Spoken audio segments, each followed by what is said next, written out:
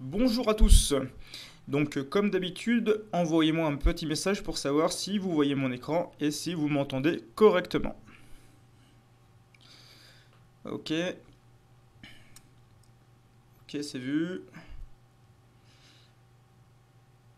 Ok, ça marche. Donc a priori, tout le monde m'entend et tout le monde voit mon écran.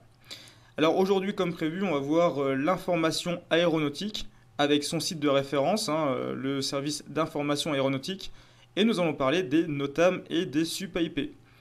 Donc là, voilà à quoi ressemble le site du SIA. On va commencer avec les NOTAM. Et d'ailleurs, qu'est-ce que c'est qu'un NOTAM?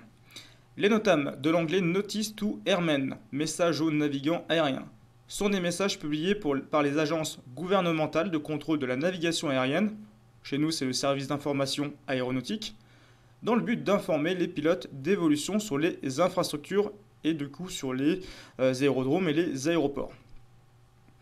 Un NOTAM peut être édicté en cas de modification d'une installation au sol, de présence d'obstacles, tels qu'une grue par exemple, à proximité d'un aéroport ou d'un quelconque autre danger pour la navigation aérienne.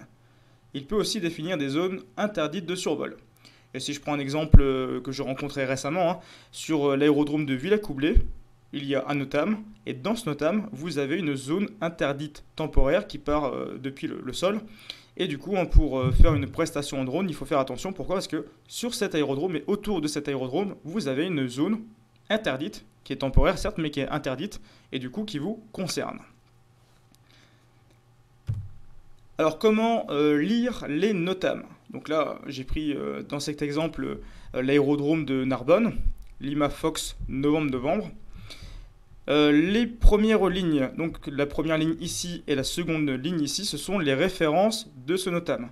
Donc dans ces références, vous avez la référence de la Flying Information Region, de la FIR, la région aéronautique, et en dessous ici, dans le A, vous avez l'aérodrome, donc le code OACI, donc le code de l'Organisation de l'Aviation Civile Internationale, propre à Narbonne, qui est le Lima Fox novembre-novembre.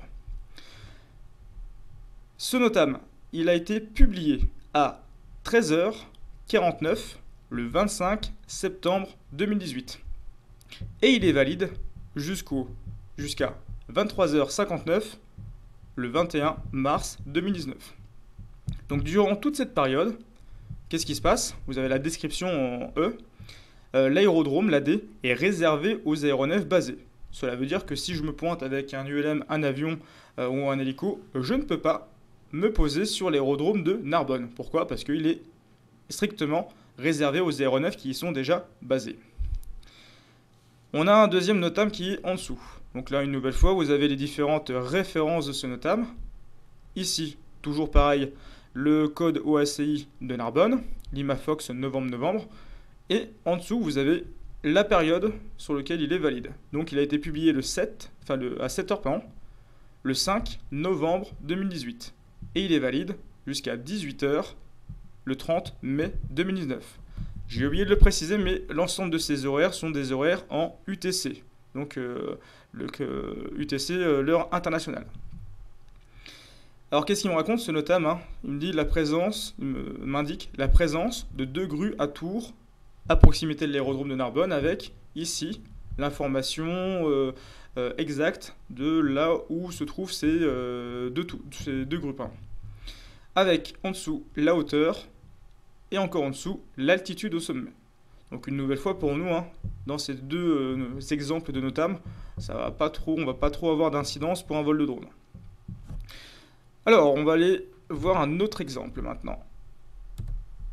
Donc sur comment trouver le site de SIA pour les NOTAM, je vais revenir avant. Hop. Tout simplement. Alors si vous allez sur Google, vous notez NOTAM SIA et c'est le premier résultat.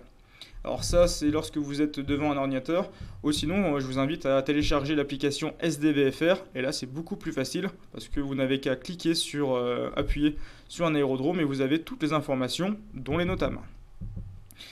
Donc une fois que vous êtes sur le site notam web aviationcivile.gouv, vous allez sur aérodrome. Et ici, vous allez rentrer le code OACI de l'aérodrome où vous souhaitez voler. Là, je vais prendre un exemple un peu particulier. Pourquoi? Parce que nous sommes le 5 juin et vous avez un peu des zones particulières qui ont été créées pour la cérémonie du 6 juin sur les côtes. Alors, pour ça, je vais aller rechercher le code OACI de Rouen, par exemple, hein, parce que pour le coup, je sais que cet aérodrome était concerné par une zone. Donc le code OACI de Rouen, c'est Lima Fox Oscar Papa.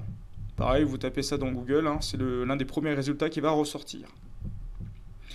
Donc là, je vais taper Lima Fox Oscar Papa. Voilà. Je mets complet, ici. Et là, j'ai l'ensemble des NOTAM pour Rouen. Donc, l'ensemble des NOTAM qui sont actifs au moment où on parle. Alors, ici, on a quoi? Donc, le délai de préavis de demande de douane, pour nous, pas nécessaire. Extension des réouvertures pour les aéronefs autres que les vols charter Evasan, toc toc toc, non c'est pareil. Air d'isolement, aircraft G fermé, pour nous, c'est pas nécessaire de le savoir pour les vols de drone. Pas de restriction pour les vols sanitaires, non ça c'est pareil. Ah là oui.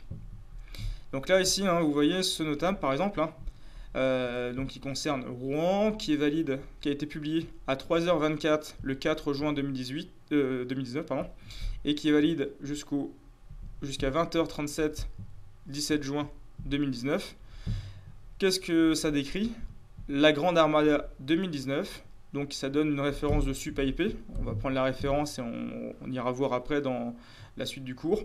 Et l'objet de justement cette création, donc c'est création de 3 zones réglementées temporaires.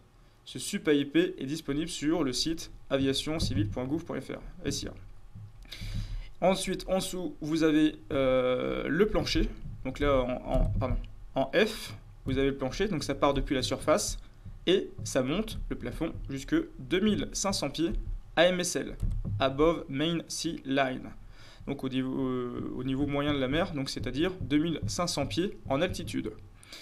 Donc pour le coup, hein, ce NOTAM là, il va nous concerner si on souhaite faire une prestation pendant la période valide, donc entre le 17 juin et entre le 4 juin et le 17 juin. Si j'ai une prestation à faire à Rouen, je risque de rencontrer ce problème de 3 zones réglementées temporaires. Voilà.